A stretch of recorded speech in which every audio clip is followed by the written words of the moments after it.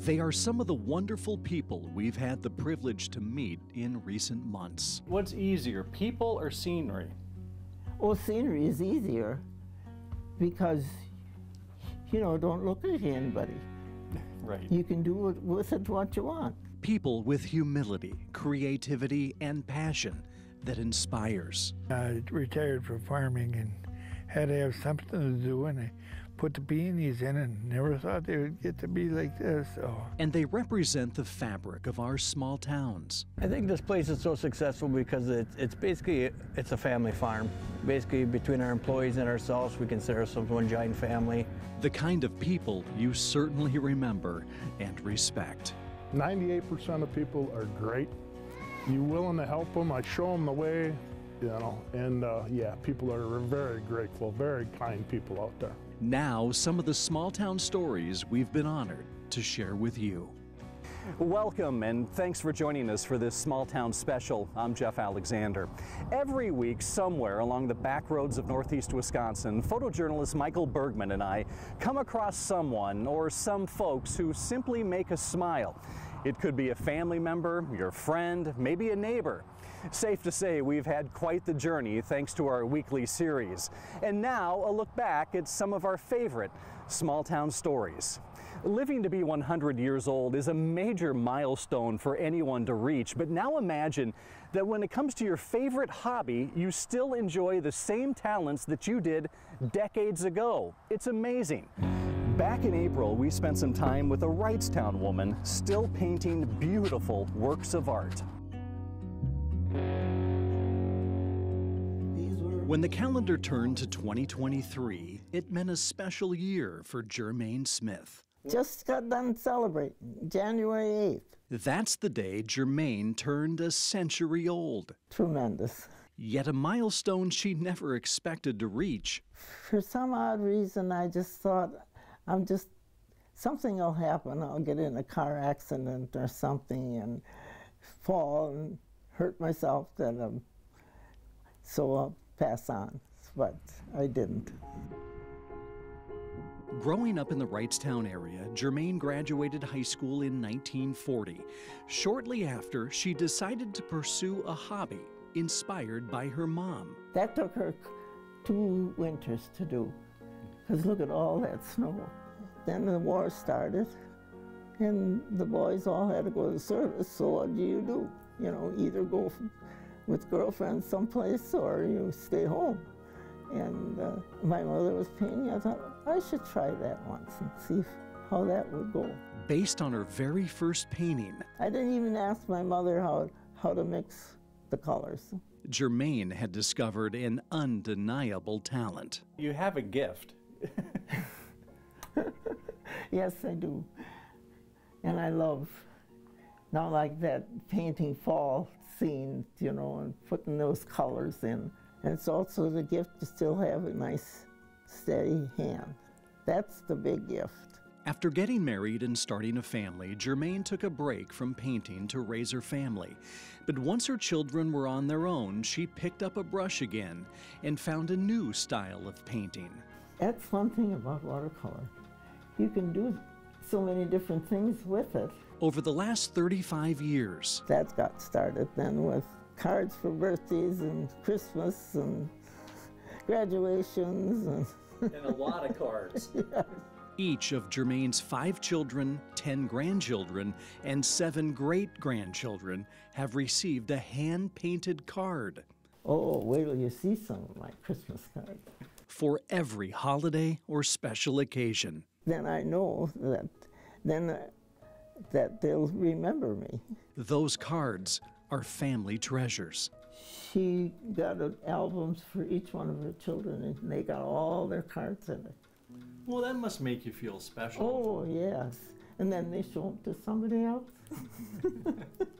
Whether it's a new card or her latest creation on canvas, Jermaine paints just about every day, 1.5 hours in the morning and 2 hours in the afternoon. She says she doesn't want to sit any longer because, after all, she has daily exercises, errands, and chores around the house to focus on as well. Yeah, people say, oh, I'm so bored. I can't say that. There's enough hours in a day for me. She's simply an amazing woman who considers herself deeply blessed with good health and a steady hand after all these years. That's amazing, that part. I amaze myself. Spend a little time with Germaine and you can sense a woman who is deeply at peace and grateful to still be painting so beautifully at the age of 100. And after our story aired, what a treat. Germaine sent me this thank you card. It's a hand-painted monarch butterfly. It is just gorgeous, something I will treasure. Really appreciate it. Thank you, Germaine. Still to come, the end of an era along the Wolf River in Orahula. And then meet a Shawano County man who, with the help of his sister, converted acres and acres of his cropland into his favorite flowers. Welcome back. Over the last 25 years, a Winnebago County couple has met what they describe as boatloads of nice people along the Wolf River. But this spring marked the end of an era for their bait shop and boat landing. Needless to say, it was an emotional time for them. Back in May, we traveled to the one and only Chico's Landing in Orahula. The stretch of the Wolf River between Fremont and Orahula is known as the white bass capital of the world. And every May, Chico's Landing is the place to be to see the latest catch and get some advice. Fishermen are always in a hurry. So the first thing I do is say, hey, slow down. You're on the river, you're not working, just enjoy yourself, and the fish is a bonus. So yeah. So many people have taken that and went with that. Growing up in nearby Berlin, Gary Chico Chikowski spent a lot of time on the Wolf River. But in 1999, the self-employed floor installer became a regular along the river. My knees were giving me problems, and a couple of doctors were telling me, hey, you need to get off your knees. And so every time I came up fishing, Chuck Pufel owned it before us, and I said, hey, if you ever want to sell, let me know. He was ready to sell, but then Chico had to sell his wife on the idea, which required a little leap of faith. I knew nothing about fishing, Jeff. I was not a fisherman. I didn't know a floater from a lead head. I didn't know, and it's been an education. It's been a huge education. Now I can tell you what they're catching them on, how deep to go, I've learned a lot. Both Julie and Chico also learned they couldn't ask for a better place to raise their son and daughter. They have met so many people. We have Greek friends, we have Filipino friends, we have Romanian friends, we have Polish friends, we have Hmong, Japanese, Vietnamese, Yugoslavian, Romanian. The people that we've met and our customers who have become friends, beautiful. Along with the bait shop and boat launch, Chico's Landing offers 5 rental cabins, meaning those customers come back year after year after year. The best experience anywhere. I mean, these people are so nice. They'll give you the shirt off their back. I mean, the one time I needed butter, Chico's like, go in my house and grab a butter out of the fridge. I'm like, really? Even if the fishing isn't hot for walleye, white bass, or catfish, Chico's is quite the hangout. I have so many old timers around here, and every one of them's got a key, because of course they go to bed with the birds, and they get up way before I want to get up. So they open up, they start the coffee, help the first few customers, and yeah, they start cribbage at basically 6:30 in the morning, and they play 12-15 games of cribbage every morning. Games of cribbage that very often, come on, 25, 30, go, include Chico. Well, I had a 15-2-4-6, trying to get my money yard zippy. Originally, Chico and Julie's plan was to own Chico's Landing for 7 years, but that turned into nearly 25 and would have been longer if not for an offer to sell they say they couldn't refuse. It's safe to say you can expect a few tears in the weeks to come. It's been fabulous. It really has. It's been great. It's been a great living, I'm telling you. While Chico and Julie no longer own Chico's Landing, they're sure not going very far. They're building a home right across the street, and Chico says he'll probably end up working a day or two in the bait shop. Now to our next story. After retiring from farming, a Shawano County man decided it was time to pursue his lifelong dream. He converted a 30-acre hayfield into gardens of his favorite flowering plants. In June, we took a drive to Marion to visit the farm now known as Oh My Peonies.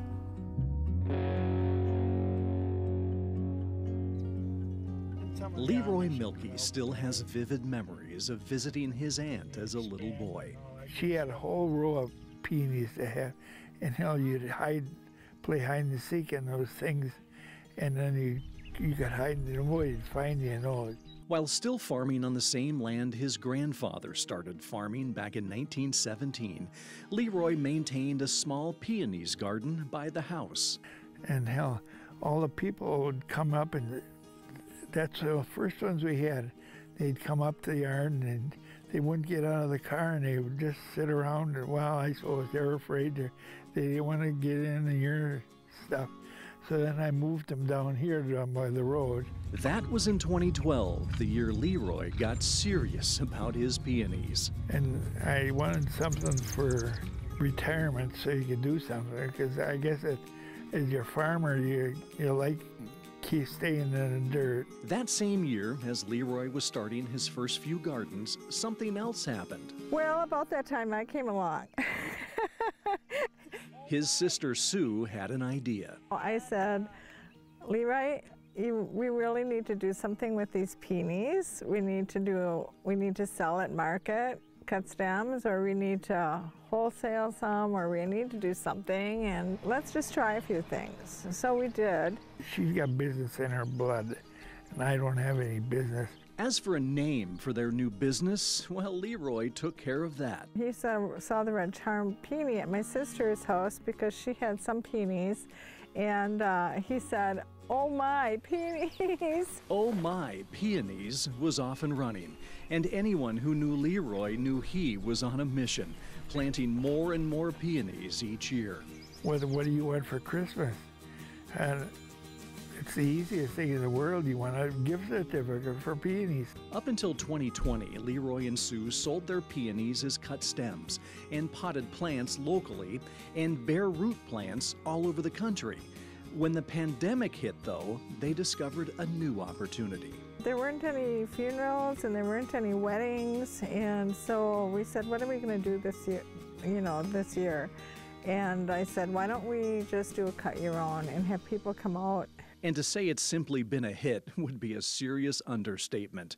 From late May through early July, a constant stream of visitors flocked to see the more than 300 varieties of peonies. We have lemon chiffon, Bartzella, yellow crown, etched salmon. Leroy and Sue are now growing. It's beautiful. I like to garden, but I didn't realize there's this many varieties of peonies. Wow. For others, the colorful gardens provide a trip down memory lane. My mom had them, my grandma had them, and I like the older varieties better because they have a better fragrance. At least that reminds me of when I was a kid. To further spread the word about all these peonies, Sue recruited a little help. My daughter is doing my Instagram because I'm not quite so used to Instagram, and my granddaughters are posting on TikTok. Because don't ask me how to do that. But ask Sue about peonies and all the varieties. I've really kind of know all their names. And you will receive an enthusiastic expert answer. My take on all of this is that we want people to enjoy them in their own home, from our farm to your garden. And it's all thanks to Leroy's passion for peonies. I see a mother and a daughter come with 3 little kids, and we know how long it is to run, and they just ran. We were up on the porch, and they just ran and just kept running, hiding in the peonies, and that's part of the joy of having people come out. Moving forward, Leroy and Sue say they plan to keep on planting a few more peonies each year, and they'd also like to start holding some special events. Where did they get that idea? Well, after witnessing an unexpected marriage proposal in the middle of the peonies during peak bloom. Still to come, a farm in Kewaunee County overcomes tragedy. How 3 siblings have made it their mission to carry on their father's legacy. And then a look back at all of the other amazing people we've featured in small towns in the first half of 2023. Welcome back. During the month of June, to mark June Dairy Month, our Small Town series focused on farming. And that's when we came across the story of Wisconsin's largest private family-owned dairy farm that in recent years has had to overcome unimaginable tragedy. Earlier this summer, we visited Pagel's Ponderosa Dairy in Kewaunee County, where an amazing legacy carries on. In 1946, after returning from World War II, Carl Pagel purchased this 80-acre farm with just a few cows outside Kewaunee. Over the next 3 decades, the farm would grow to 320 acres and 65 milking cows, and with a new name, Pagel's Ponderosa, inspired by Carl's favorite TV show, Bonanza. In 1978, Carl's youngest son, John, took over the farm, and it wasn't long before his kids were busy with chores alongside their father. As soon as I could reach up high enough that I could milk a cow is basically when my life started in dairy farming. Chasing around Dad, milking cows, scraping cow manure, pushing up feed. Along with a strong work ethic, John's children also soon learned their dad had an innovative and entrepreneurial spirit. He was always trying to figure out how he could make things better, and then what opportunities were out there, what other things can we do to educate people, what can we do to bring more people back to the farm, keep people interested in agriculture. By the late 90s and into the 2000s, the Ponderosa was expanding rapidly with a state-of-the-art rotary milking parlor, nutrient recovery system, flash cooling system, and eventually 5,000 cows milked every day. That's also when oldest daughter Jamie, always a little hesitant to be a farmer, joined the family operation. It just evolved because then we bought another business, and then we bought another, and then things grew, and then Dad's like, you know what, we can grow this business and provide for your families, and I still wasn't staying forever, and then, you know, I was there by his side through it all, and we grew together, and we had ups and downs, and we have great employees, and that's why we're here today, really, because Dad did a great job building a legacy for our families. But 2 of our employees have been phenomenal. In 2008, Jamie's husband Steve came on board. And Dad always loved Steve's work ethic, and he just always was trying to get Steve to come to the farm. And I'm like, I don't know if that's a good idea. I don't know if we'll be working together, we'll be living together, and you know, so we didn't know if that was the best thing for him. And then when he did come, it was fantastic because he was a great leader. He's very skilled, he's very smart, he's very educated. After acquiring a cheese company and launching their own product line, the Pagel family was truly living the dream and sharing their love for farming by offering daily tours, hosting field trips, and a summer boot camp. So you guys all following the directions there? Yeah. Designed to show youth careers in agriculture. But then came February 22nd, 2018. Oh, it was terrible. John and Steve were at a dairy conference in Indiana and set to fly back that evening. That day, Steve and I had talked and laughed and texted back and forth, and him and Dad were having a great time down there, and he was talking about how good it was, and then he sent a message, texted me, love you and the kids, see you soon. And I was at one of my daughter's events, and I knew we weren't supposed to have our cell phone, so I hurried up and texted, I love you back. And then obviously they didn't make it home. Their twin-engine Cessna crashed 20 minutes after takeoff, killing John, Steve, and the pilot. Federal investigators could never pinpoint the cause. The thing I remember the most is when I was with the sheriff, and he told me I had to go in and give the information to my sister and her kids that they did not make it. I was very close to Dad. I was like his right-hand woman, and his so only daughter. yeah. So then I You know, my world got turned upside down at home, but it got turned upside down here too. Shocked and grieving, Jamie, JJ, and Brian asked their managers and employees to stick together with them, vowing to live by the values their dad instilled in them. The tragedy happened, but everybody pulled together, and we were going to rise above it. We're going to be okay. We're going to make sure we're okay. And as the years have transitioned, we figured out what our role is going to be. Because like I always said, if something happened to Dad, his shoes are way too big for one of us to fill. The way I feel about it is I think Dad grew us all in different areas that he knew if something ever would happen, that this place would remain successful. It takes 3 of you to do what he did? Oh, absolutely. Maybe a few more. In the 5+ years since the plane crash, John Pagel's legacy has continued to grow, thanks to a daughter and 2 sons, love for him and the Ponderosa. There's still a lot of days that are really hard, and but we're making it, and I'm like, we're gonna be okay. We're gonna be okay. After spending some time at Pagel's Ponderosa, it is so obvious to see the deep connection between the Pagel family and all of their employees. Finally tonight, it was last year we featured Lane Ludke in our Small Town series.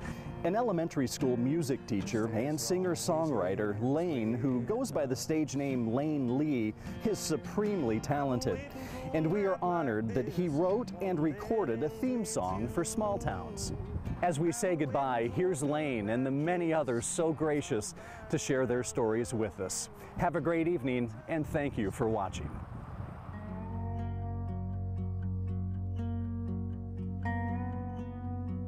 Tommy Brokaw. Tommy Brokaw.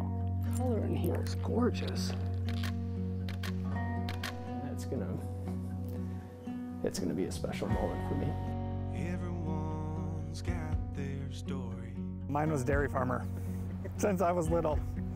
One's here now and one's before me. That's my grandpa, my grandma. We do our best to make a life that lives on. I love it. I love it. I'm just a piece of where I'm from. We've been blessed and very fortunate for the ones we've had.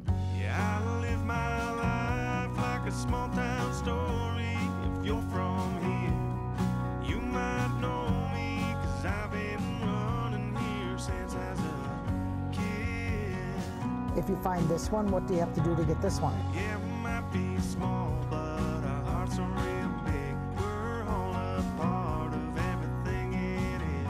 It won't take long to get to know me, 'cause I'm living a small town story.